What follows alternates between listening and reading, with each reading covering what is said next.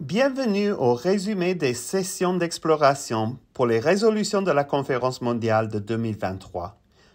Des sessions d'exploration sont proposées en ligne comme des occasions d'écouter et de se parler dans un effort sincère pour mieux comprendre les points de vue de chacun et chacune sur une résolution particulière de la Conférence mondiale. À la fin de chaque session, les petits groupes partagent un résumé de leur conversation. Ce podcast comprend les résumés des petits groupes.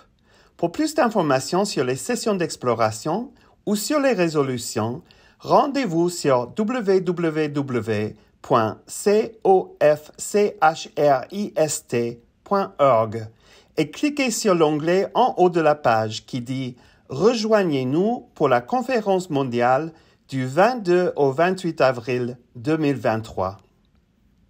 Dans notre groupe, globalement, nous avons tous vécu des expériences similaires qui nous ramènent tous vers les catastrophes naturelles, comme par exemple le fait que dans certains pays, il n'y ait plus réellement de saison, ou alors ça nous a également fait penser au séisme récemment qu'il y a eu en Turquie. Et tous ces événements nous font que cela suscite une prise de conscience des changements climatiques.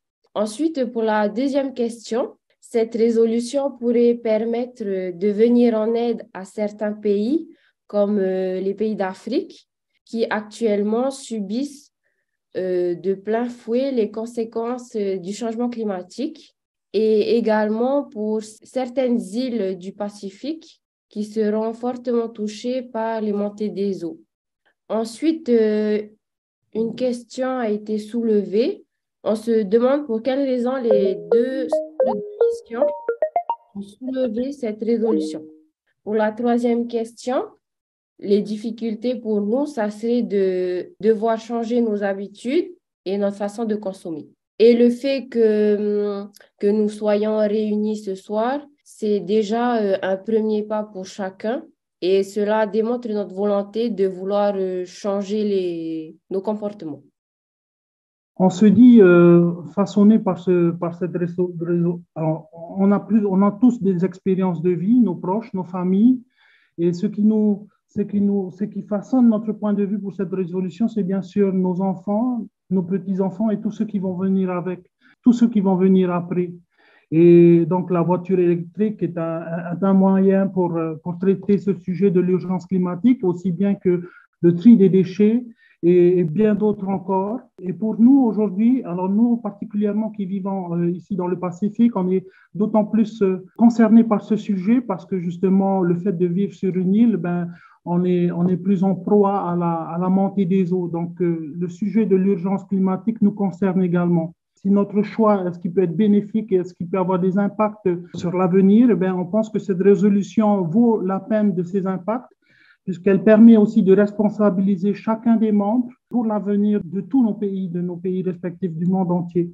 Donc, bien sûr un sujet sociétal et comme dans de nombreux autres sujets, c'est important que la communauté du Christ puisse se positionner. Et donc, ça ne peut être que bénéfique pour nous d'apporter également notre pierre à l'édifice en garantissant en plus une approche spirituelle sur ce sujet ô combien important. Ça sera certainement pas facile de mettre en place cette résolution parce qu'on peut avoir, par exemple, l'impression d'être englué dans la viscosité de nos habitudes. Il y a des habitudes auxquelles on s'agrippe un peu, et encore plus les dernières générations qui n'ont vécu qu'avec les dernières technologies et les dernières nouveautés. Donc, il faudra peut-être accompagner tout le monde par des messages d'encouragement, d'accompagnement et pourquoi pas des formations également, de manière à prendre connaissance et conscience surtout de l'urgence. La nouveauté qu'on a appris au travers de cette session, c'est partagé dans notre groupe, c'est que justement ce sujet-là, nous participons déjà en partageant nos doctrines et alliances, puisque nos doctrines et alliances et encore plus nos principes permanents élèvent justement le sujet de la sacralité de la création. Et donc c'est un sujet, on parle ici de l'urgence climatique, c'est un sujet qu'il faudra élever donc à la hauteur qu'il convient de l'aborder, c'est-à-dire avec une hauteur spirituelle.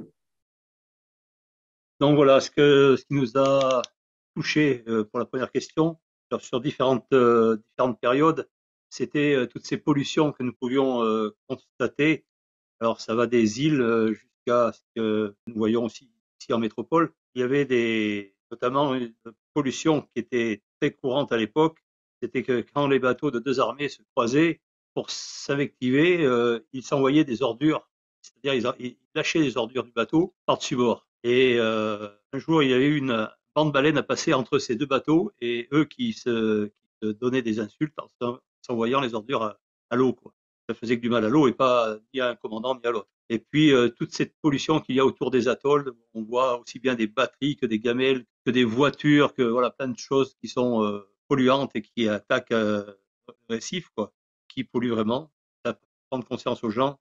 Et il y a aussi tous les conseils qui sont donnés de part et d'autre, les publicités pour lutter contre toute cette pollution, mais qui ne sont jamais appliqués par personne. Ça touche aussi.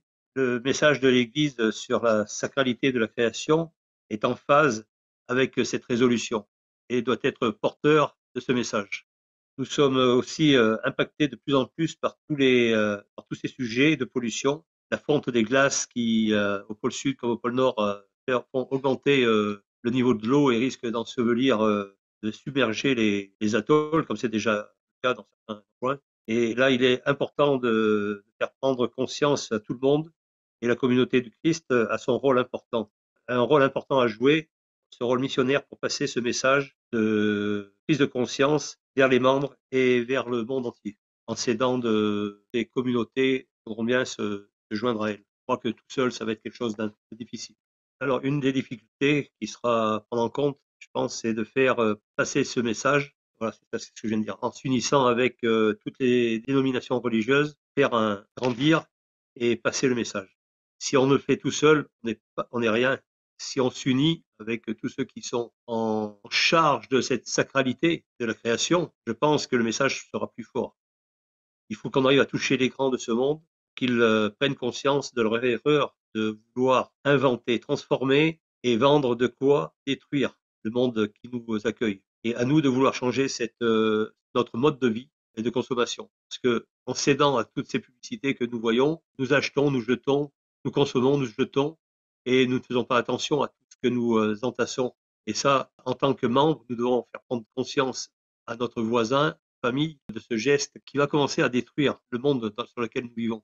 Ce n'est pas seulement le nucléaire, ce n'est pas seulement les marées noires, ce n'est pas seulement la fonte des glaces, et c'est tout ça qui est à mettre en valeur et faire prendre conscience aux gens. On le voit à la télé, on dit le reportage est joli, intéressant, mais on sort dehors et on oublie tout. Donc il faut vraiment prendre conscience de ce monde.